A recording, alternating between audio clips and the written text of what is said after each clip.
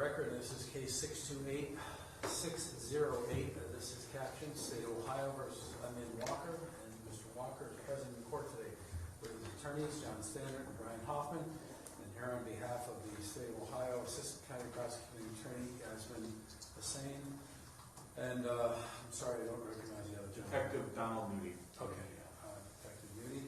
And we are here for sentencing in this case, and the defendant previously entered a change of plea. On August 5th, 2019, he pled guilty to an amended charge in count 2 of felonious assault, revised code section 2903.11, subsection A2, which is a felony of the second degree. He also pled guilty to a 1-year firearm specification associated with that charge. That is charged under revised code section 2941.141. And he also pled guilty on that same day to the charge in count 3 as amended. That was aggravated robbery under revised code section 2911.01, subsection A1.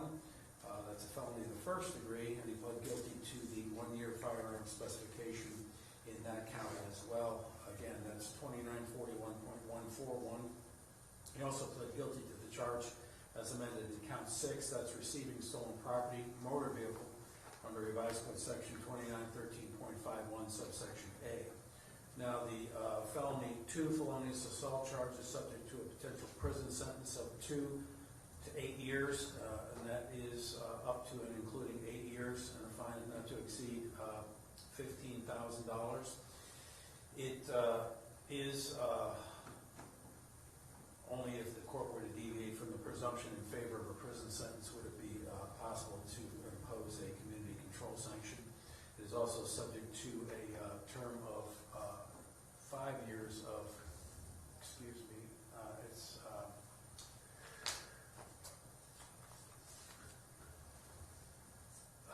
3 years of mandatory post-release control for that offense. And it is also subject to the 1-year firearm specification, which by law is to run prior to and consecutive with any sentence imposed on the underlying felony in the second degree. The charge in count 3, the aggravated robbery charge, that's a felony of the first degree. That's subject to a potential prison sentence of 3 to 11 years, and that is up to and including 11 years, and a fine not to exceed $20,000. It is, again, subject to the presumption in favor of prison, only if the presumption were to be, court were to find reasons to deviate from that presumption, would community control be possible, and that includes a 5-year mandatory term of post-release control on that particular offense. And finally, the charge in count 6, the receiving stolen property motor vehicle, is a felony of the 4th degree. That's subject to a potential prison sentence between 6 and 18 months, fine not to exceed $5,000. It is eligible for community control, but also subject to 3 years of discretionary post-release control if the court does impose a prison sentence on that charge. The court has now the opportunity to review the pre-sentence investigation report that was completed by the Cuyahoga County Adult Probation Department in this matter. The court has made that report available to counsel. The court is also in receipt of letters in support and against the defendant, and those will be made part of the record, as well as any other written or oral communications to the court during the sentencing hearing. So we are here for sentencing on this case. Mr. Walker, before I do determine the sentence to impose, I'll give both you and your attorneys a chance to be heard on the record, as well as people who wish to speak in support. I'll limit that to 3 people, and I'll also hear from the state of Ohio, and any victims or victims' representatives may also speak. Again, we'll limit it to a reasonable number of 3. So we'll proceed in that manner, and I will offer the podium first to defense counsel to be heard in mitigation. Thank you, Your Honor. May it please the court. If the court would allow it, I would prefer to defer my remarks until after such time as Ms. Hassan has had a chance to make her presentation, and I would ask that at this time.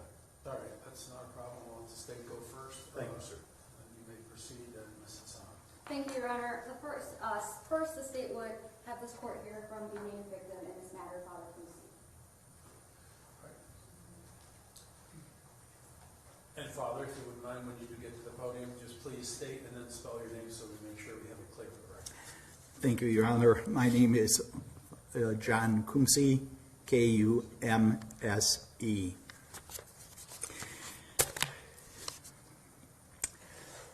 For my part, I'm glad that we are finally coming to the end of this ordeal. And Amin, especially for you and for everyone else who was involved in this crime, the consequences, unfortunately, will continue for you. I'm only happy that what happened to me and your apprehension may have prevented you and the others from doing something else to other people. In doing some reflection on this, it always makes me wonder why everyone is always so sorry and regretful only after they've been apprehended and face the penalty for bad behavior. Is it remorse for being caught, or remorse because you actually recognize and accept how wrong the decisions you made were? Like the others involved in this attack, I often remember you in my prayer, praying that you get an extra dose of wisdom and just plain common sense to think, to really think. I pray often for your protection. I pray that you have the courage to reflect, to really think, to act with responsibility, to continue your education, to continue to better yourself, because in the end, the only one who's going to really make a difference is going to be you. It's going to be you. But we're here to support you in that. I pray that you open yourself to the grace of God to make the right decisions in your life.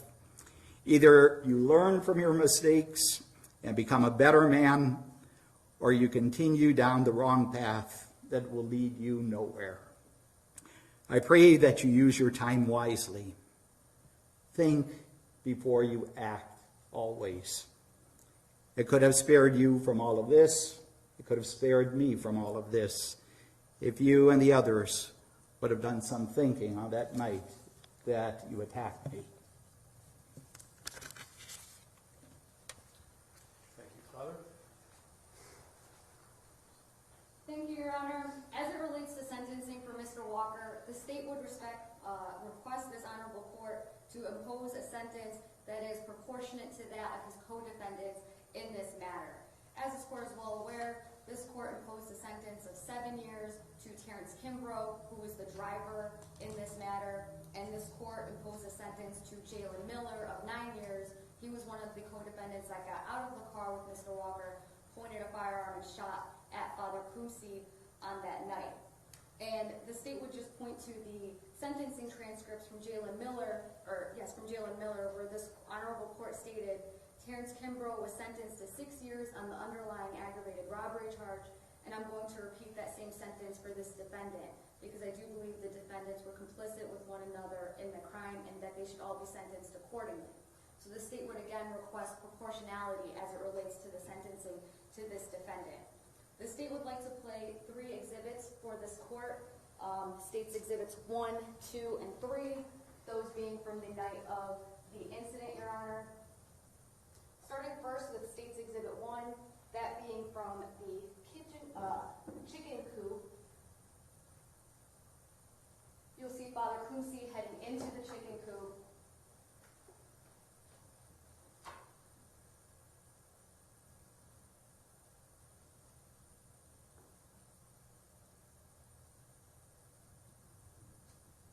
And here you see 2 individuals, Jalen Miller and Amin Walker, walking past the chicken coop and then heading back. State's going to just rewind for 1 moment.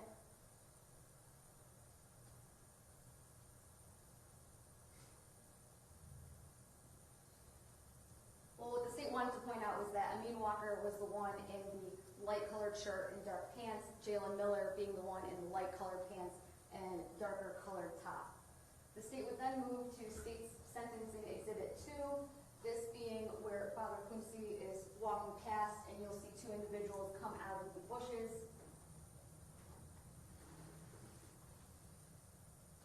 And Your Honor, these 2 exhibits, State's Exhibits 1 and 2, are important because the defendant states in his PSI on page 3 that he just got out of the van out of curiosity, that he didn't know what he was doing, and then he ran out of fear. However, State's Exhibit 1 and now State's Exhibit 2 will show that that's not true, Your Honor. He had multiple opportunities to walk away, and he chose not to do so.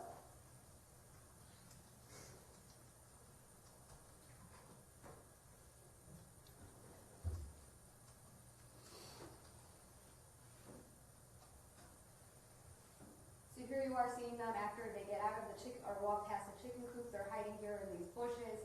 Father Kumsi in a moment is going to walk this way, and then they'll follow him. Is that screen going to change at all? It is, Your Honor. Like very briefly, but it will change. I know it's hard to see. All right, so here's Father Kumsi right here, Your Honor. You can see that I can see figure. the shadow, yeah. So he's going to go off screen, and then Jalen Miller and Amin Walker are going to come out.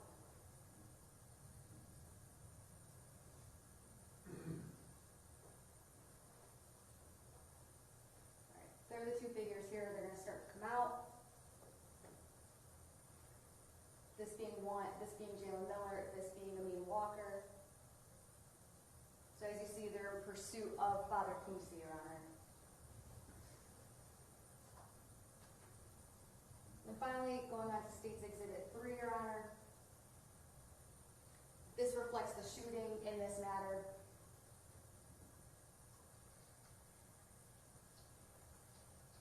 And here you see Father Kumsi running. You see Amin Walker leading the chase against Father Kumsi with Jalen Miller shortly behind before a shot is fired. And while Amin Walker, again, stated in his PSI that he was just unknowingly running because he was afraid, it's important to point out, Your Honor, that I'm going to start State's Exhibit 3 over very briefly, is what you'll see is that he raises his arm up, Your Honor. So he does more than blindly chase after Father Kumsi. His arm is raised, and if it weren't for him appearing to slip, who knows what he would have done that evening, Your Honor. So the state would again ask this court to consider a proportionate sentence, as this defendant, Amin Walker, is not similarly situated to Terrence Kimbrough. He took another overt act, a separate act from Terrence Kimbrough. He got out of the car, he chased Father Kumsi with Jalen Miller, and he pointed what appeared to be a firearm at Father Kumsi that night. And as this court is aware, Father Kumsi suffered a shoulder injury that night that he had to undergo surgery for. So again, the state would ask this court to impose a proportionate sentence that is something more than Terrence Kimbrough, who he is similarly situated with in terms of having a prior delinquency history, but more so in that he got out of the vehicle and conducted more actions than his co-defendant in this matter. Thank you. Thank you. One question for the state, though. State in the other cases indicated that it would, counts 2 and 3 would merge as allied offenses. That's correct, Your Honor. So would the state choose to go forward then on count 3, the higher charge? Yes, Your Honor. All right, we'll proceed in that manner then. And defense may be heard in litigation. May Mr. Hoffman open, please? You may. Go ahead, Mr. Hoffman. Thank you, Your Honor. In preparation for this, we've given this a lot of thought. If I stumble along the way, I apologize. But one of the things we felt strongly about was that there were other acts going on at this time. There were other acts that night. There were other acts following that night. And we'd ask you to keep an open mind towards what else happened and who Amin has proven to be since that night.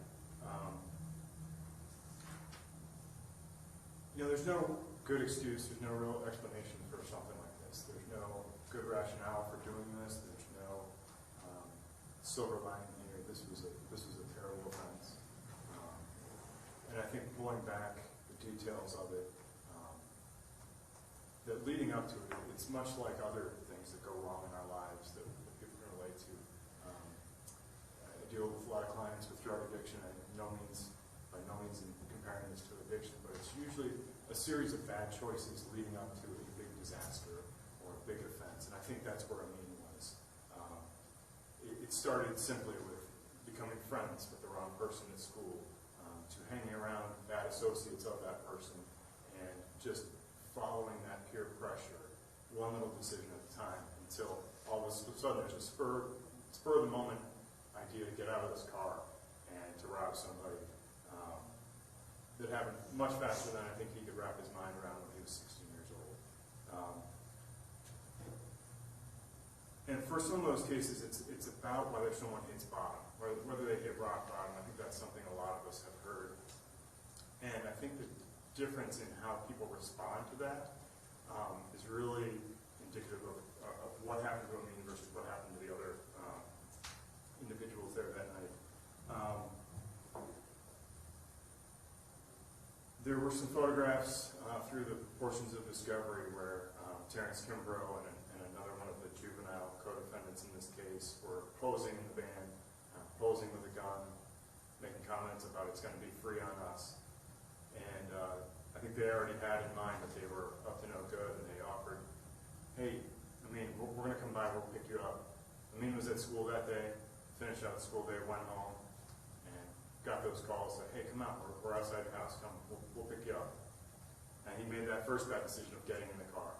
Then he's around people that he shouldn't be, and gets caught up in something he shouldn't have done. They didn't drive all that far, they weren't together all that long before this happens.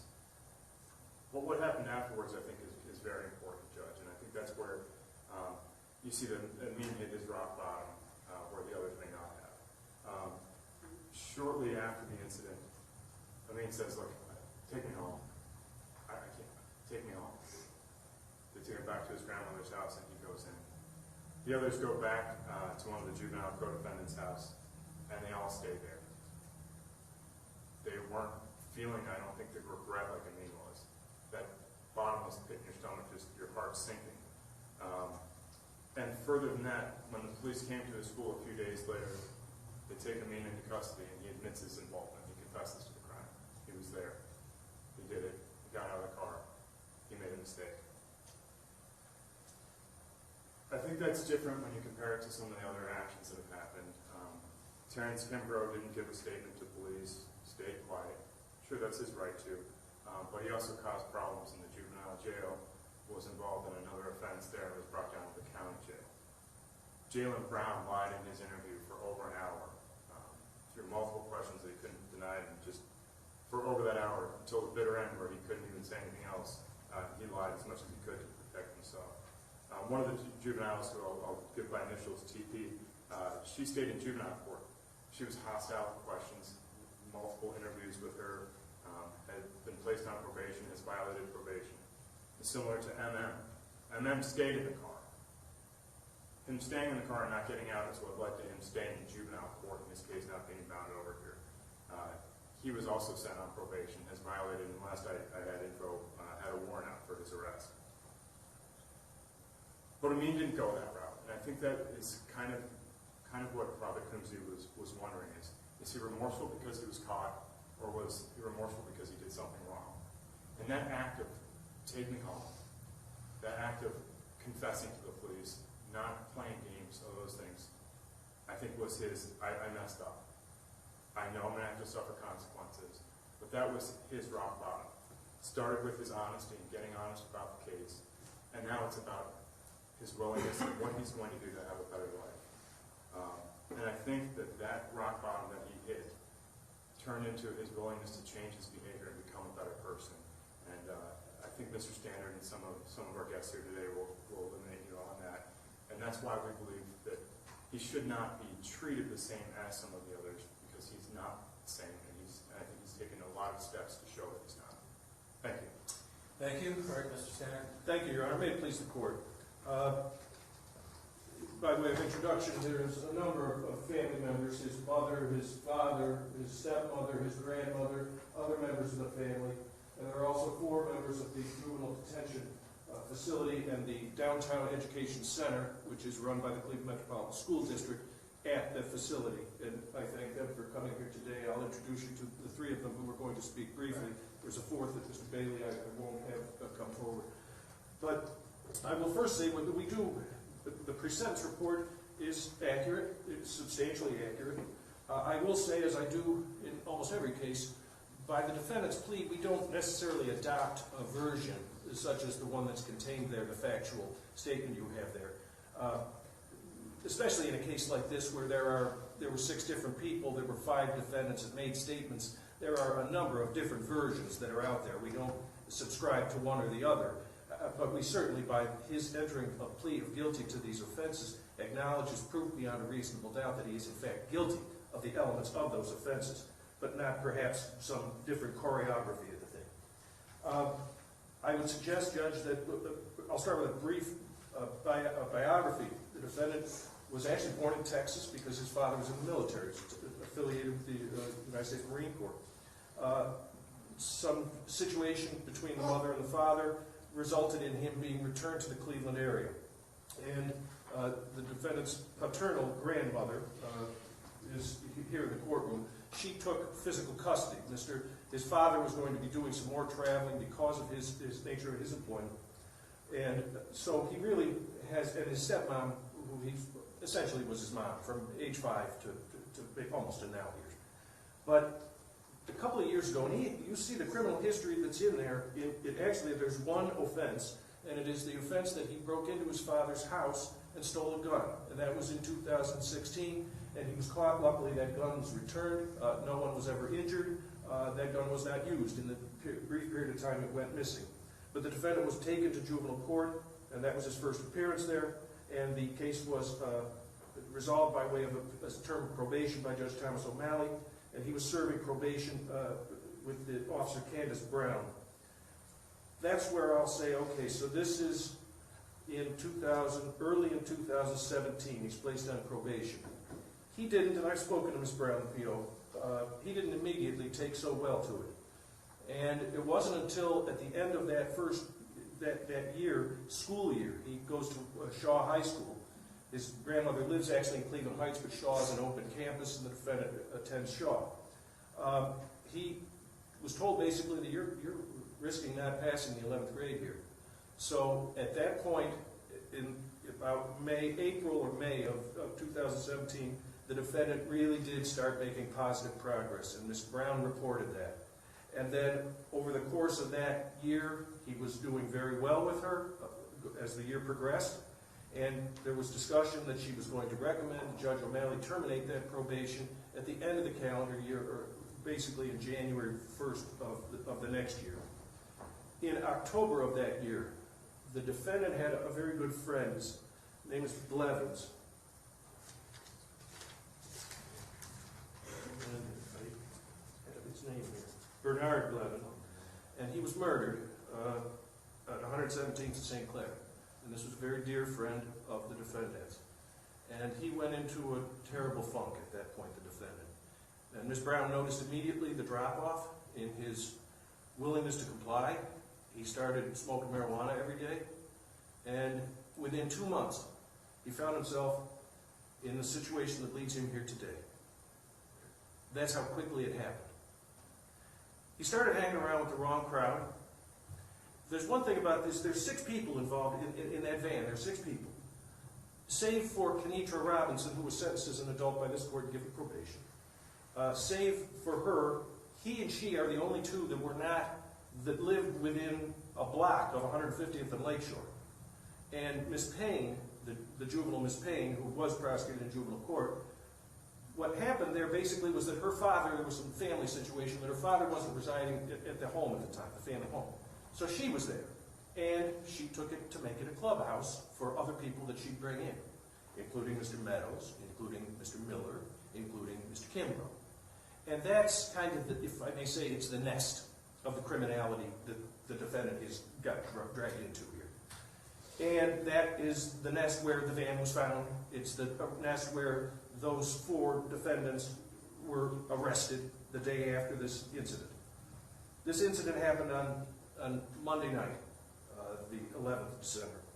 And I think the shooting was about 8 o'clock, I believe. And the defendant had, in fact, attended Shaw High School that day, and was not until late afternoon, early evening hours that he was inveigled to come on with us. We got this, and we got 2 girls in there, and we're doing this.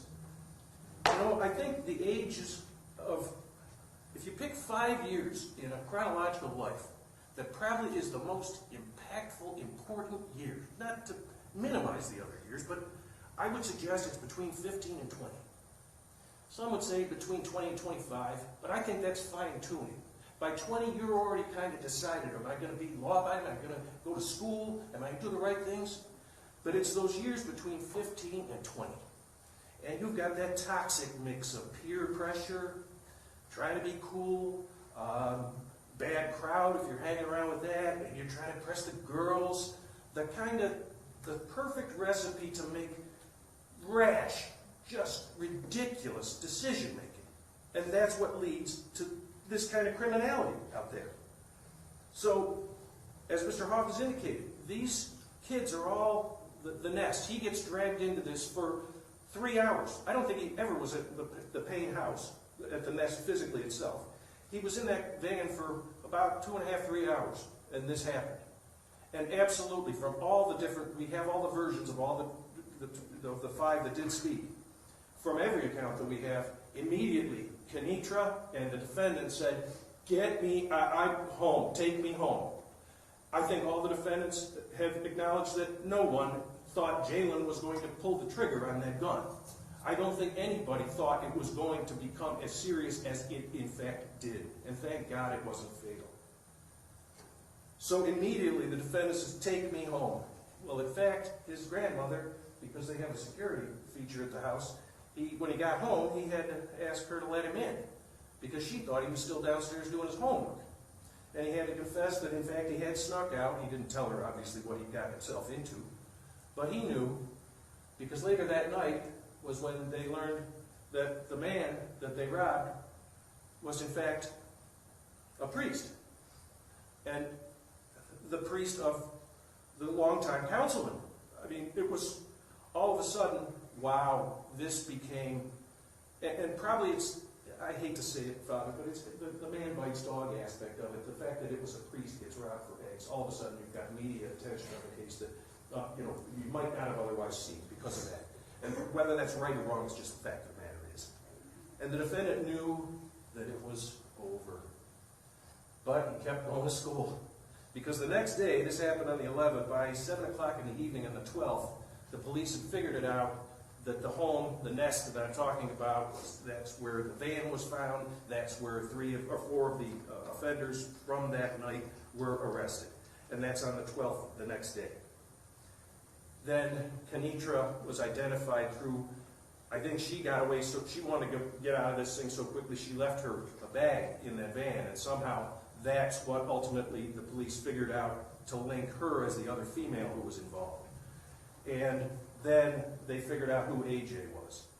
And on Friday, they went to Shaw High School, and of course he was attending, he hadn't missed school that whole week. And they told him to come to the principal's office, and of course he's been in custody ever since.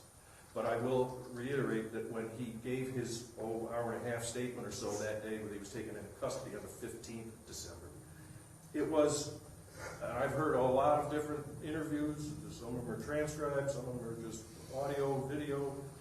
I would suggest that of all the statements taken, the defendant of any of the perpetrators was the most honest about what he said to them. As Mr. Hobbs indicated, he said, yes, I did, and I did get out, and I did, and I did. Of course, it's human nature to try and minimize, but nevertheless, he did acknowledge that he is responsible. There is no, as has been indicated, there's never going to be a good answer. How could you do this, and why would you do this? There is no such answer. It does not exist. But again, I remind you of the susceptibility of youth of that, in that milieu, with others, and urging them on, and urging, and then here we are. It is the perfect storm. And again, could certainly be a lethal combination. We thank God it was not in this case.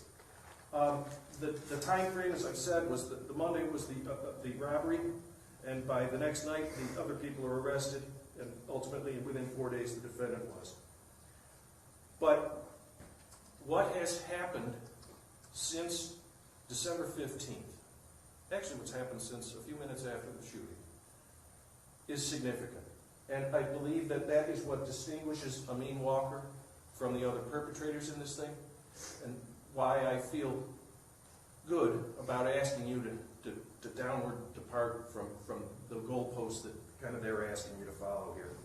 There's some people I would like you to briefly hear from, and then I will make my closing remarks in the matter. I would first ask Ms. Love.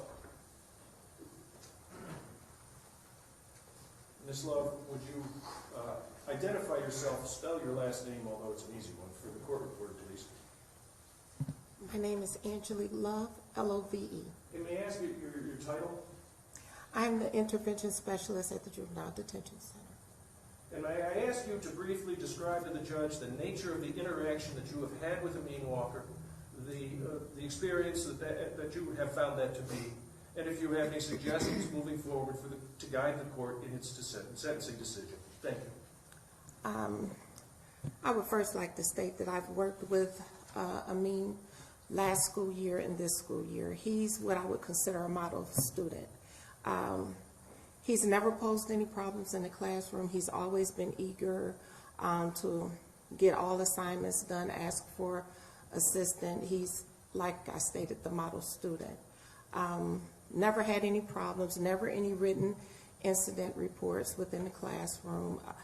Concerned about his future. He's a young man who has plans for the future. He envisions himself attending college, doing great things in the community, giving back to the community. He's the kindest person as well as student. He assists other students when they need assistance in the classroom. He assists the teachers, he assists the staff.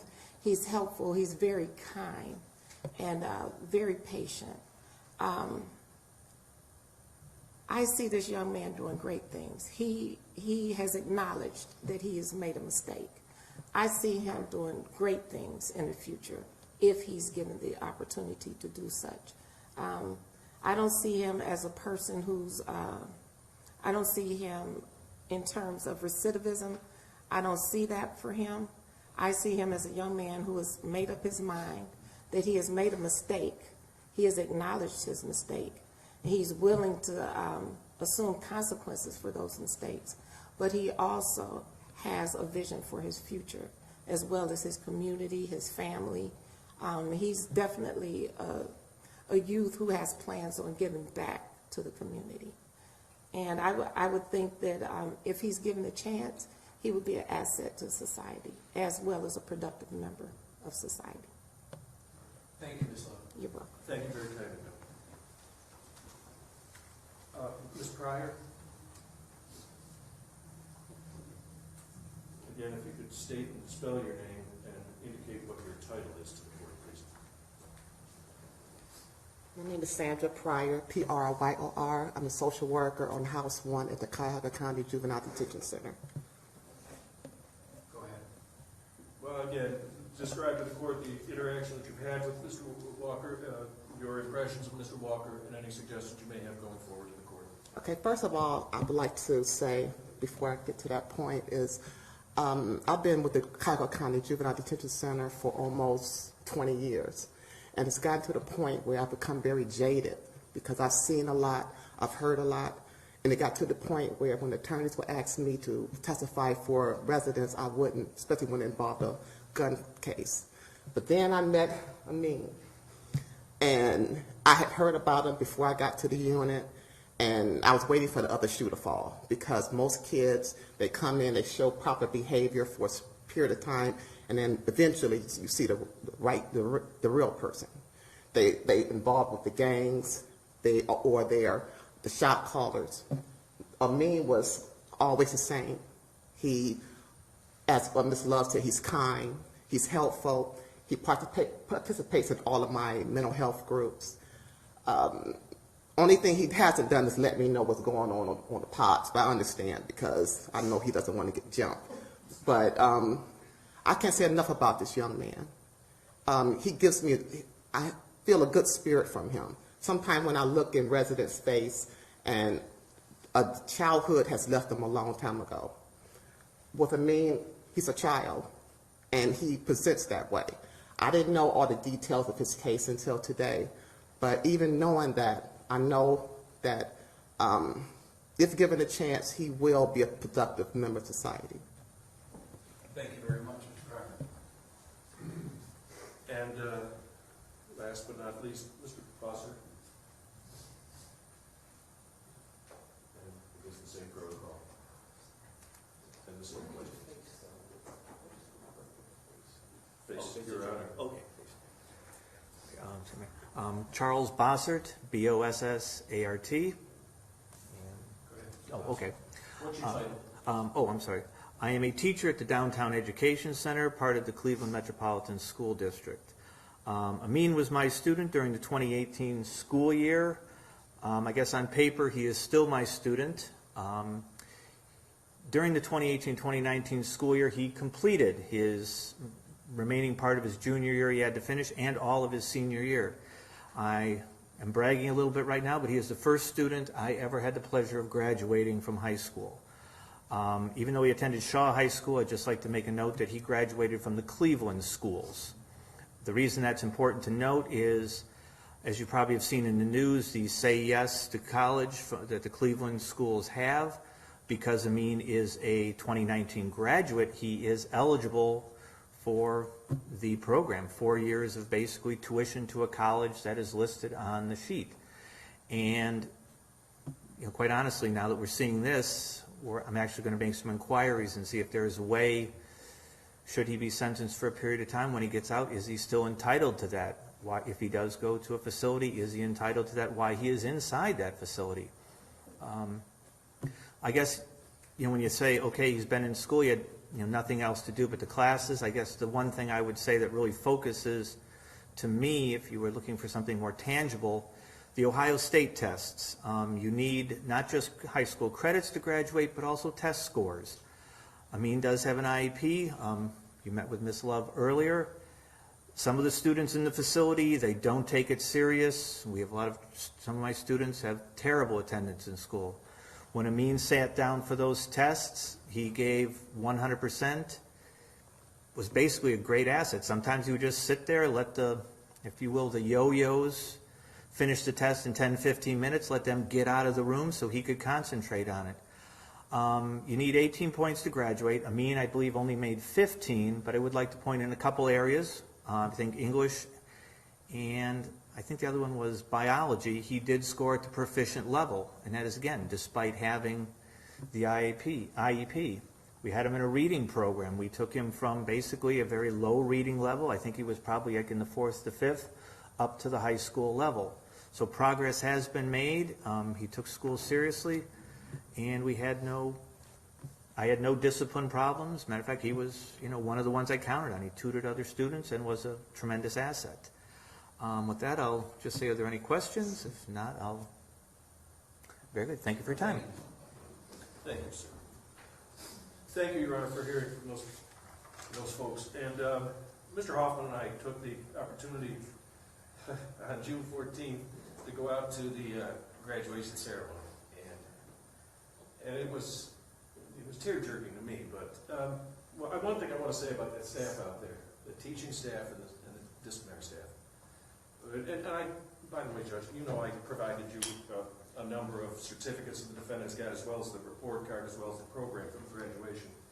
And I just want to say, regardless of whatever happens here today, you should commend those people for the good work they do out there. I'm not used to, I work in this building, and there's a lot of, I steep myself like a tea bag and pathetic and this sort of thing. But there was a joy and a hope and a forwardness, looking forward, that I saw out there that just, it was wonderful. It was wonderful to see these people, even though they're working in, this is a disciplinary, this is a detention facility. Nevertheless, there's a sense of hopefulness, and I think Amin is part of that. And I think everything he's done to allow me to give you these certificates and this, he got straight A's in that last marking period. I put his score in there. I mean, he made up a lot of lost ground in the last year and a half. And I don't believe it's feigned. I don't think it's just to put on a good show here. I do not believe that. I've seen the kid probably 50 times out there, and I don't believe it's feigned. Again, returning to not blaming it on, well, actually what I'm going to do is ask you to listen to the defendant. He has a brief He's written it down, so I would ask that you allow him to read that here. All right, you can go ahead. If it's easier, you can remain seated. Is it easier to remain seated? Is it closer to you? Okay, keep your voice up, please, and take your time. To the community and fellow Quincy, I would like to apologize for my involvement in an incident that happened on December 11th of 2017. Please forgive me for the stress and fear this may have caused. I pray for your and God's forgiveness for the wrong choices I have made and repent of my sins. I have let my family down. They repent on me for a lot of things, and I'm sorry for this. Peer pressure and rebellious can get you into a lot of trouble and being around the wrong crowd.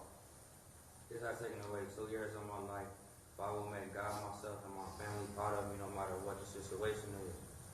In all my ways, I will acknowledge God, and He will direct my path. I never intended to harm you. It was an impulsive act without thinking that went very wrong. I am deeply sorry and pray for your forgiveness, Father Quincy. And I gotta say, this affected my life a lot, because so many people criticize and doubt me. I've been through a lot, and I just pray for me, Terrence Cameron, all of us. We just made a poor decision. I just had to let it go. I had like sell it in Texas, that was me, and I just made a poor decision. But I don't let it be my downfall. I always make my family proud of me no matter what. Like, I was 16 when this happened. I'm 18 now, so I got some time. And everything happened on the news and blogs. Just so much. I was young. I got hard feelings about it because I still got more life to experience. But I'm still going through stages, but I was still, always improve myself, always make a negative to a positive. That's all I gotta say. Thank you. Thank you. Your Honor, then, just a couple, what he did reference in here, I'm sorry for this. Peer pressure and rebelliousness can get you into a lot of trouble, and that's the toxic mix I'm talking about. Wrong crowd and peer pressure, all this adds up, leads to, in this case, 2 or 3 minutes that you're never going to be able to take back. He does not blame anybody but himself for this. Now, turning to punishment, Judge. The sentencing statutes that we operate under, that we write daily, the purposes and the principles, they're not just incantations, rote incantations. As you know, there's thought, and they're there for reasons. And those statutes provide ample room for courts in Ohio to adjust a sentence up or adjust a sentence down as is required by an individual defendant. The prosecutor suggests a proportionate sentence. And as I've indicated, they're looking for more than 7 because he got out of the car, less than 9 because he didn't actually fire a gun. And that puts us at 8. And there is a logic to that. It's not illogical to do that. But I submit that there's a rough logic to it. And that I suggest that it's a more nuanced decision that I suggest that you're asked to make. The sentencing decision in any case is, I believe, the hardest decision-making that any jurist goes through.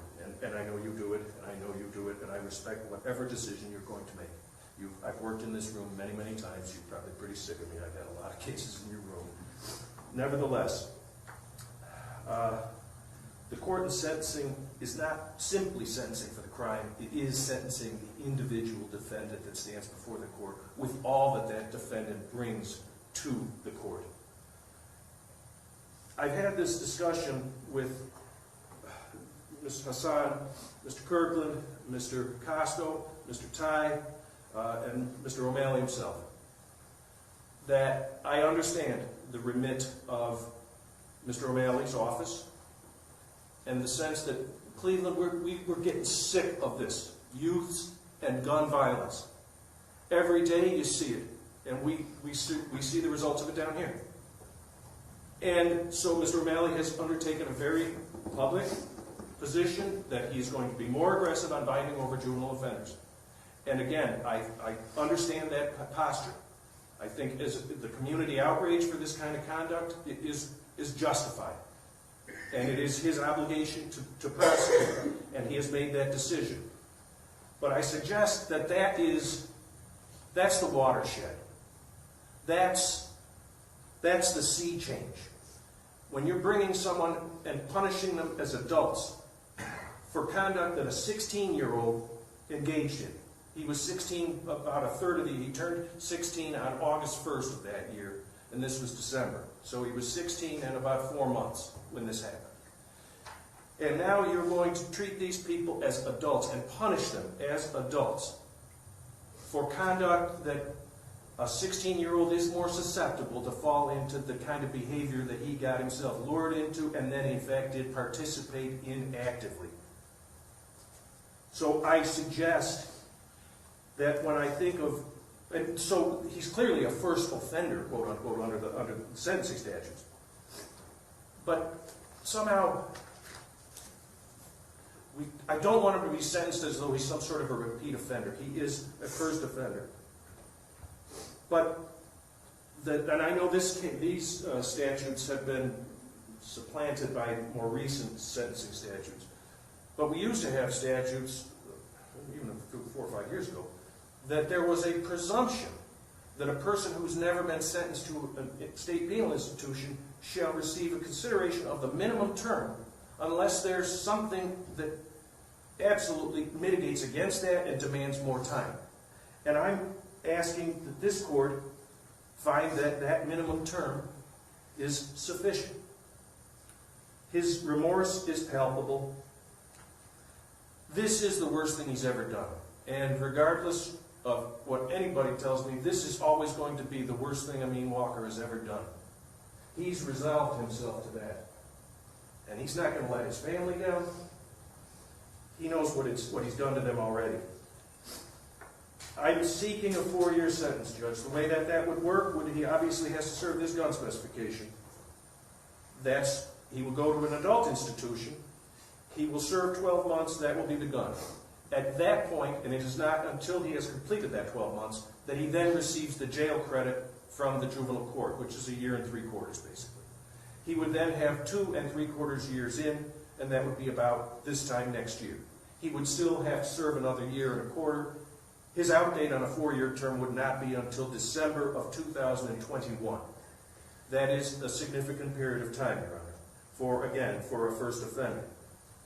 For a first offender who was serving time for something he did when he was 16 years old, who would be serving a 4-year term on his first case where there wasn't actually serious physical harm inflicted and certainly not death, where he has exhibited very palpable and real remorse, where he has made such improvement.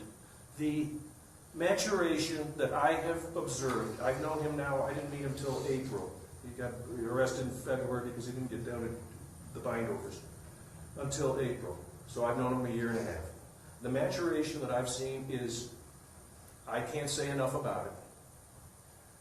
He has distinguished himself from the other offenders. He's distinguished himself from just about every offender I've ever represented, to be honest. And if someone says that a 4-year term would demean the seriousness of the offense, I fundamentally, philosophically, and legally oppose that opinion.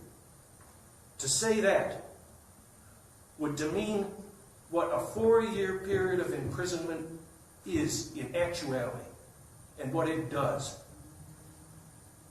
I don't think a 4-year term demeans the seriousness of an offense in this case. And I'm asking you to do that. And I'm asking you because I'm seeking a very different sentence than perhaps the prosecutor seeks, because I have an extremely different defendant, Judge. And I'd ask you to take all those things into consideration, and we respect your decision. And I will only close to say that I believe as a procedural matter, we've discussed that the sentence that you now will order will be stayed pending some proceeding relative to the reverse bind-over proceedings. And that I would ask that at the end of today's hearing, the defendant be returned for those proceedings to the juvenile detention facility. And I thank the court. All right.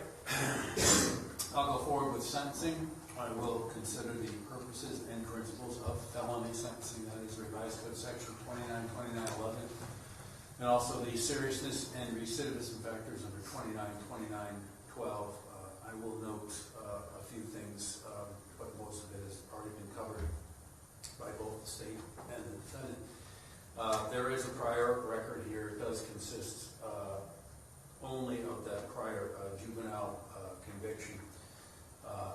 There is no adult record, obviously, the defendant is not an adult at the time of the offense, but we will go through those juvenile proceedings subsequent to this court's decision here today.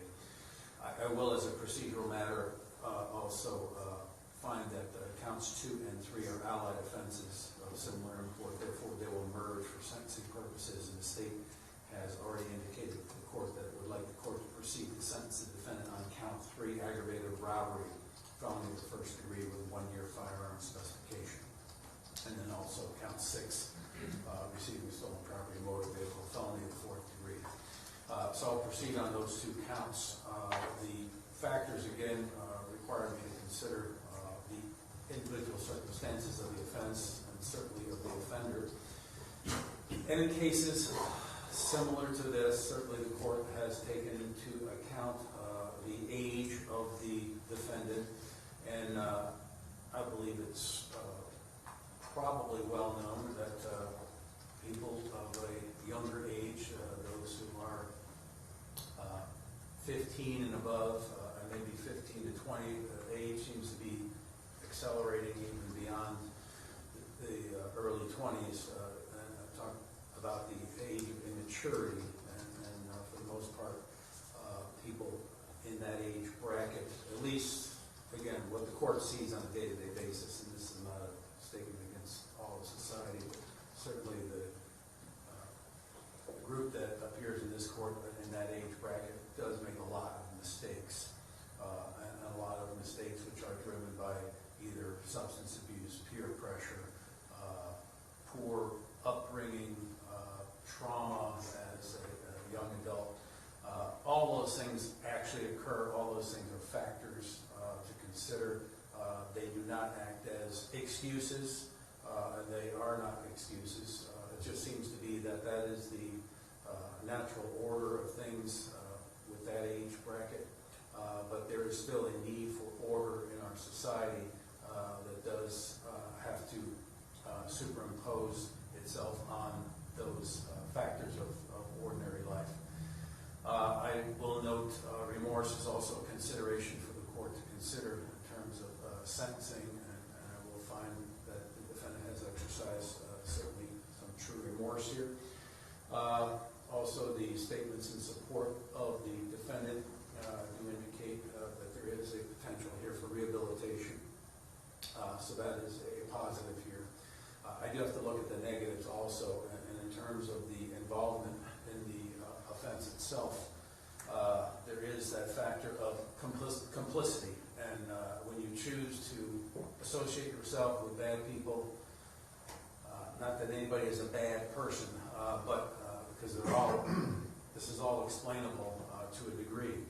But when you associate with people that tend to make bad choices, and you make bad choices also, you unfortunately are still complicit in that behavior, and that subjects you to the same penalties as the other participants in the crime. Now, there are certainly consequences to every decision, consequences to behavior, and I think that's what we're dealing with here. Certainly, it does appear, and I can certainly accept the fact that this was a big mistake, a really big mistake. It could have cost Father Kunze his life. In fact, if not for some errant shots, could have been a totally different story here today. That's the only somewhat fortunate thing in this situation. There could be other fortunate things, such as what you stated in your remarks, Mr. Walker, is that you can make a positive out of a negative, and this is what certainly we hope in terms of sentencing here. But I do have to follow those purposes and principles of sentencing, and I do have to protect the public and not demean the seriousness of the offense. So this is a very serious offense. It does have real consequences. In that regard, then, I am going to find that a prison sentence is necessary in order to protect the public and not demean the seriousness of the offense. In count 3, again, the other defendants were sentenced to a minimum of 6 years on that term. I do find the mitigation to be certainly sufficient, but not to the extent that defense counsel has asserted. So I will impose a prison sentence of 5 years on the underlying offense of aggravated robbery. Now, that will also run consecutive to the 1-year firearm specification, which by law is to run prior to and consecutive with the aggravated robbery sentence.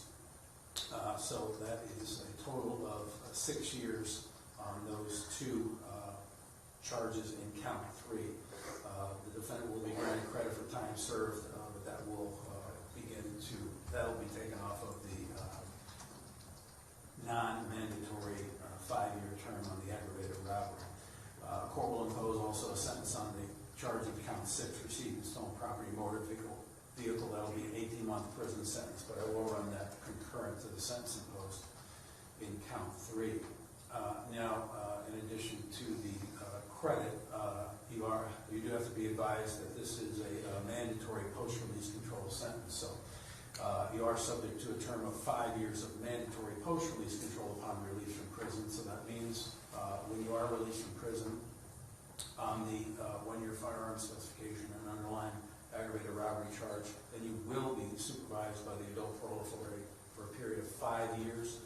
They will place terms and conditions upon you that will apply during that 5-year period. If you violate those terms and conditions during that period of time, then you could be sent back to prison for up to 1/2 of the original sentence. And if you do fail to report to a parole officer as directed, then you can be charged with a separate crime of escape. Again, the court has stated it, but the court will grant credit for all time served up to the date of transfer in lieu of the defendant's age and obviously employment history that the PSI indicates is nil. I'm not going to impose the court costs. Those will be waived. And defendant will be sentenced accordingly then on what I've already stated. The defendant will be remanded to further custody of the sheriff to be transferred back to juvenile facility for the amenability hearing, and then assuming that the juvenile court will find the defendant amenable to the sentence imposed, then that sentence will be imposed at that time. Is there anything further? Not at this time, Judge. No, Your Honor. Thank you. Thank you. Then we are adjourned. Defendant remanded to the custody of the sheriff. May I ask one thing? Yes. And the sheriffs would have to allow it. If the defendant would be allowed to shake Father Cohn's hand, please. Not at this time. I'd have to arrange through the juvenile. Thank you, sir. Nothing further, then. Thank you.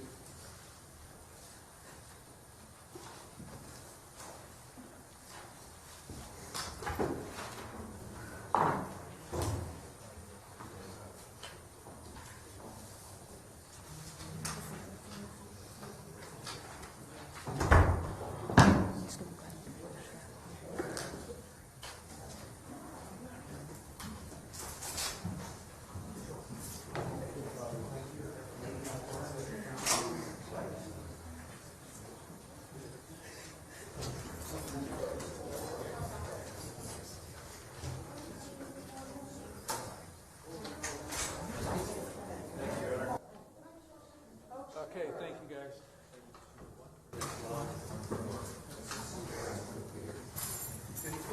Thank you.